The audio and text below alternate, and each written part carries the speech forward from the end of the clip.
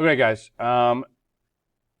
One of the last things that we need to do when we're doing our pages is to do validation. There are a lot of ways that we can make mistakes on our pages, and using a validator is really, really helpful. I have provided some links for different validators.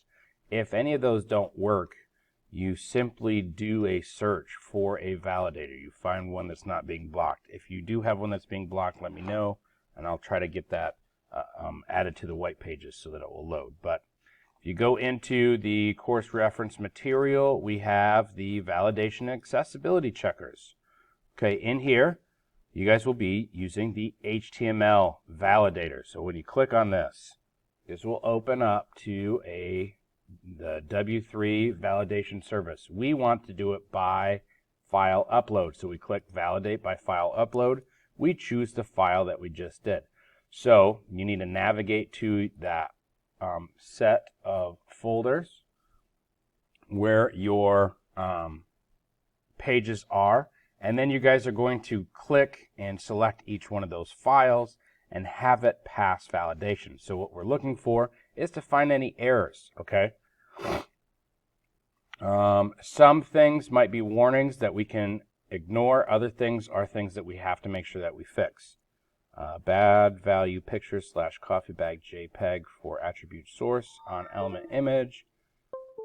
That's okay because we have a folder nesting for it, so we don't have to worry about that. So those ones are okay. Section lacks heading. Now, if you didn't want to see this at all you got to do is just not nest your images inside of a image folder. Section lacks heading. Again, remember this is a warning because some things we do not need to have headings if we're not breaking it up in that way. Let's see. So I'm going through and identifying. It will tell me the line numbers where all of the possible errors are. Now there is some accessibility stuff that we have not talked about yet that we can go ahead and ignore at this stage. Okay, this we will address later on. We don't need to worry about that yet either. If you have anything that you're using embedding stuff and it's using an iframe, that is an error that we're not worried about yet. Okay, so other than that, everything should be good. In terms of accessibility, I really do need to have descriptions written up for any of the images that are actually useful to my page. It's not airing out because I have a blank alternate description. The iframes, again, those have a little bit of a different style now on how to write them, and a lot of other websites have just not caught up to it. So using CSS to do the design for that is preferable. Okay. Other than that, if you guys have a passing validation, so you guys are going to take a screenshot of this, okay, so that I can see what you guys are seeing and see that you guys are fixing that stuff, okay? So take a screenshot.